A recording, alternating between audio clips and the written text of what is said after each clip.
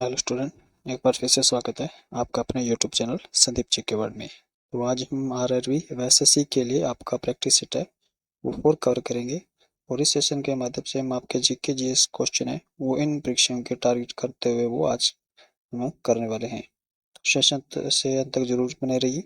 इसके साथ में इस सेशन के जितने भी क्वेश्चन आप अटेंड कर रहे हैं तो उनका क्वेश्चन कमेंट में जरूर दें अपनी तरफ से, चाहे तो आप सही करें या गलत करें।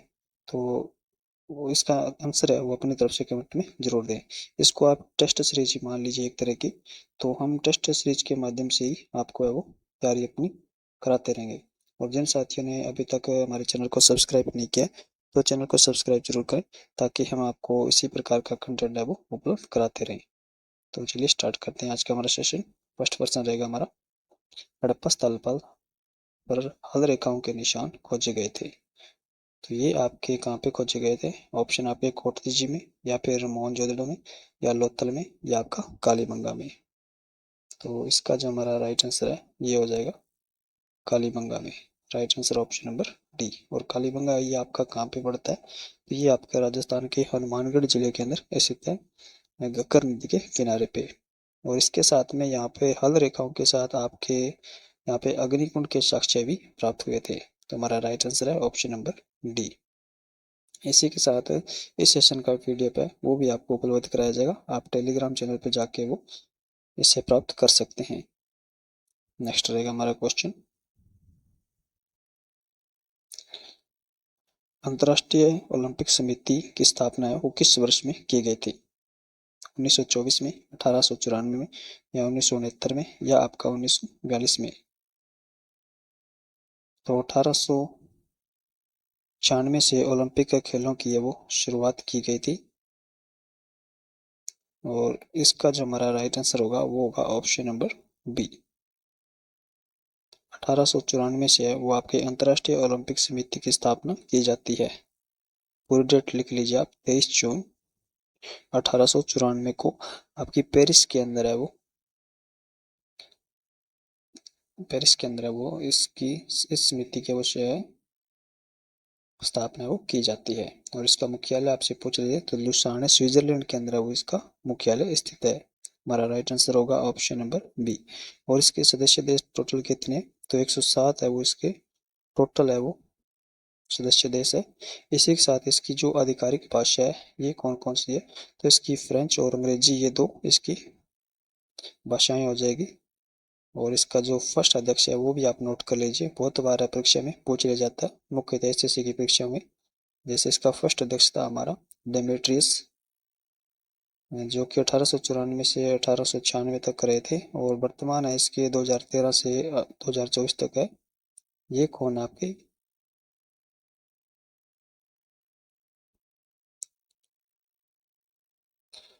इसके जो वर्तमान अध्यक्ष हैं वो आपके जर्मनी के थॉमस वोक हैं। हमारा राइट आंसर है ऑप्शन नंबर बी। नेक्स्ट हमारा,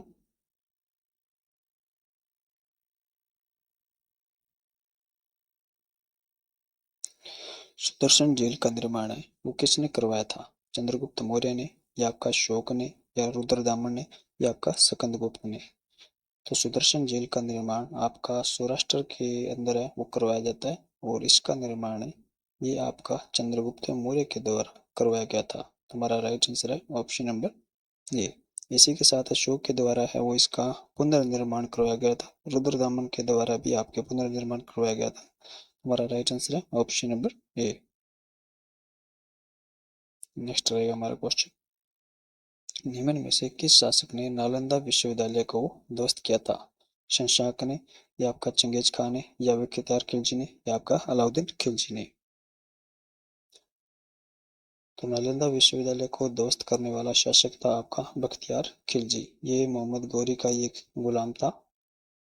और इसके द्वारा वो आपके नालंदा विश्वविद्यालय को नष्ट वो किया जाता है। इसी के साथ नालंदा विश्वविद्यालय के बारे में कहा जाता है कि इसे आपके जो बौद्ध धर्म की महायान शाखा है इसका ऑक्सफोर्ड है वो माना गया है। इसके साथ ही विश्व का प्रथम विश्वविद्यालय था जिसके अंदर आपके जो हॉस्पिटल की सुविधा वो भी उपलब्ध थी। तो हमारा राइट आंसर है option number C. Next question रहेगा हमारा, और इसी के साथ एक बार नोट और कीजिए, कि नालंदा विश्वविद्यालय की स्थापना ये किसके द्वारा करवाई जाती है, तो ये आपके कुमारगुप्त के द्वारा वो करवाई गई थी। नेक्स्ट क्वेश्चन मेरा, भारत में सबसे ज्यादा रेशम उत्पादित करने वाला राज्य है, तो भारत के अंदर सबसे उत्पादित रेशम का है वो कर्नाटक करता है। राइट आंसर है हमारा ऑप्शन नंबर ए।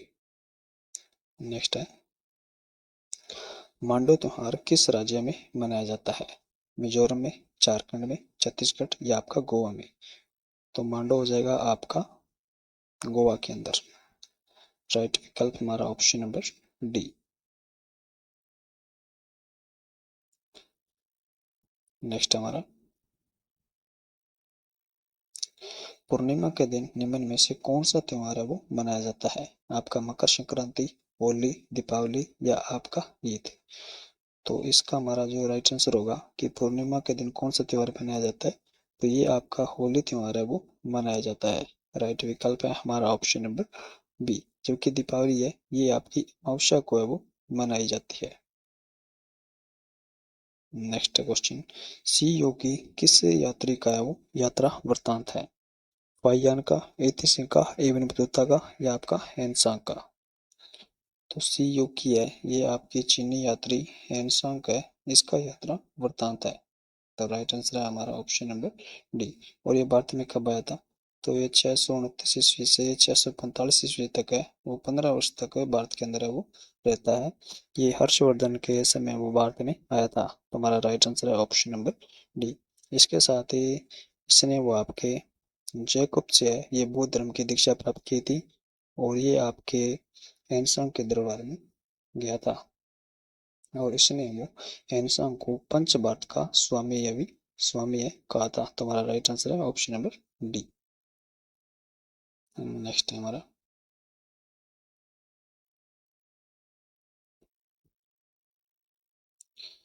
लोक नृत्य चेराव मुख्य रूप से किस राज्य से संबंधित है, ऑप्शन आपके पश्चिम बंगाल से, मेघालय से, असम से या मिजोरम से, तो चेराव का संबंध आपका हो जाएगा मिजोरम से।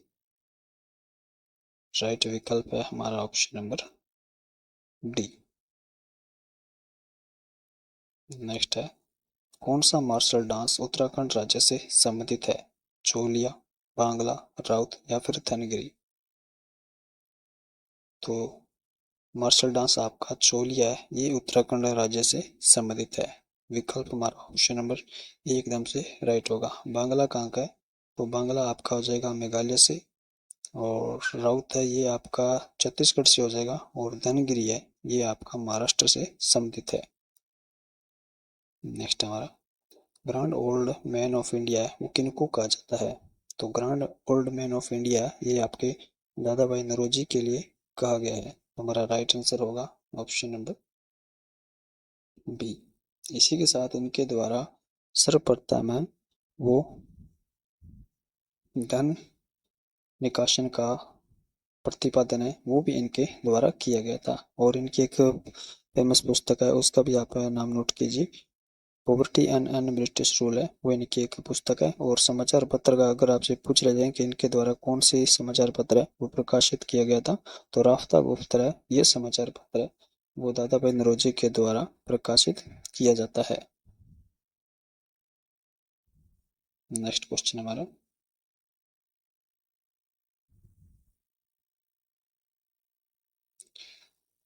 2A हंगर फ्री वर्ल्ड है ये किसकी पुस्तक है, तो 2A hunger hunger free world पुस्तक है ये आपकी MS स्वामीनाथन की हो जाएगी। राइट आंसर हमारा ऑप्शन नंबर डी। इनके द्वारा वो भारत के अंदर है ये आपकी हरित क्रांति के जनक है वो माने गए हैं। हमारा राइट आंसर है option number D. Next question है, संविधान की किस अनुसूची में अनुसूचित क्षेत्र या फिर जनजाति के प्रकाशन के बारे में उल्लेख है, तो संविधान की अनुसूची आपकी जो 5 है ये इसका राइट आंसर होगा। इसके अंदर आपके क्या है कि जो अनुसूचित क्षेत्र व अनुसूचित जनजाति है इसके प्रशासन के बारे में वो वर्णन किया गया है। तो हमारा राइट आंसर है ऑप्शन नंबर डी। जो कि अनुसूची 7 है इसके अंदर आपके केंद्र व राज्य की शक्तियों का बंटवारा किया गया है, और जो तृतीय है आपकी पंच जो अनुसूची इसके अंदर आपके जो उच्च पदाधिकारी के अधिकारी है, इनके वेतन तथा भत्ते वो निर्धारित किए गए हैं। और 11वीं अनुसूची है, इसके अंदर आपके पंचायती राज के जो कार्य शक्ति है इनका वर्णन किया गया है। तुम्हारा राइट आंसर होगा ऑप्शन नंबर सी।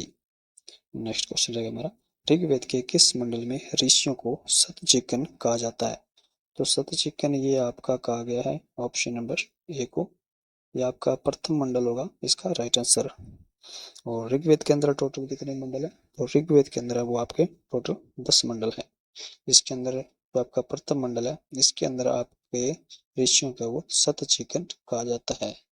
राइट आंसर होगा हमारा ऑप्शन नंबर ए। जबकि द्वितीय है इसके अंदर है वो आपके ऋषियों को कहा गया, तो प्रगात है ये आपके द्वितीय जो मंडल है इसके अंदर ऋषियों के लिए कहा गया है।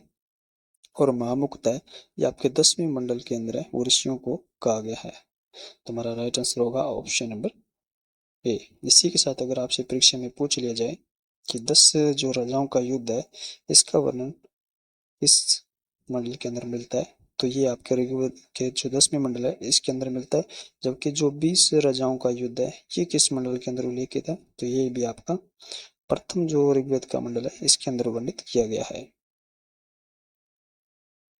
नेक्स्ट क्वेश्चन रहेगा हमारा, बिंबा व गोपा किसके अन्य नाम है? अनौजा के, बामा के, यशोधरा के या प्रजापति गोमती के? तो इसका जो राइट आंसर होगा ये होगा आपका यशोधरा। राइट विकल्प होगा हमारा ऑप्शन नंबर सी। यशोधरा है ये आपके महात्मा बुद्ध की पत्नी थी और इनके जो अन्य नाम थे वे थे आपके बिंबा तथा गोपा। और अनौजा है ये आपकी जैन धर्म के जो 24वें तीर्थंकर थे महावीर इनकी पुत्री थी अनोजा। बामा ये आपके जो जैन धर्म के 23वें तीर्थंकर थे पार्श्वनाथ, ये इनकी माता का नाम था। और प्रजापति गोमती है ये आपके महात्मा बुद्ध की बे माता थी। तुम्हारा इस क्वेश्चन का जो राइट आंसर है वो होगा ऑप्शन नंबर सी। इसी के साथ अगर आपसे पूछ लिया जाए कि महात्मा बुद्ध को किस अन्य नाम से जाना जाता है, तो महात्मा बुद्ध को आपका वो साक्य मुनि या फिर एशिया का ज्योतिपुंज के नाम से भी जाना जाता है। नेक्स्ट क्वेश्चन हमारा, पुराणों में किसे परशुराम का अवतार माना गया है? तो पुराणों के अंदर है वो आपके महापद्मानंद को परशुराम का अवतार है वो माना गया है। इसके साथ ही इसके अन्य नाम भी मिलते हैं, जैसे इसे एक राट भी कहा गया है और इसके साथ इसे सर्व शत्रुआत्मक भी कहा गया है, यानी जिसका अर्थ होता है कि सभी शत्रुओं को नाश करने वाला। हमारा राइट आंसर होगा ऑप्शन नंबर ए। कनिष्क है इसे अशोक द्वितीय अशोक के नाम से भी जाना जाता है। समुद्र मौर्य नहीं होगा, ये समुद्र गुप्त कर लीजिए आप यहाँ पे। नेक्स्ट हमारा, किस पंचवर्षीय योजना के दौरान वो कृषि को उच्च प्राथमिकता दी गई थी? तो ये पंचवर्षीय योजना आपकी 1951 से 1956 के मध्य संचालित की गई थी। और इस किस मॉडल पे आधारित थी? तो ये आपकी रोड डोमर मॉडल पे आधारित पंचवर्षीय योजना थी, जिसका मुख्य जो लक्ष्य था वो था कृषि के विकास पे। तो ये आपकी कौन सी थी? तो ये आपकी थी प्रथम पंचवर्षीय योजना। हमारा राइट आंसर होगा option number A, sorry D. Next है, नौजवान भारत सभा की स्थापना का श्रेय वो किसको जाता है? तो नौजवान भारत सभा की स्थापना का श्रेय ये आपके भगत सिंह को जाता है। और ये इसकी स्थापना ये 1926 के अंदर आपके कहाँ पे की गई थी? तो ये आपकी पंजाब के अंदर है वो की जाती है। इसके साथ ही इनके द्वारा आपके लाहौर के अंदर है वो लाहौर नौजवान सभा की स्थापना है वो की जाती है 1925 के अंदर। तो हमारा राइट आंसर है ऑप्शन नंबर बी। नेक्स्ट है मेरा, प्रार्थना समाज की स्थापना है वो किसने की थी?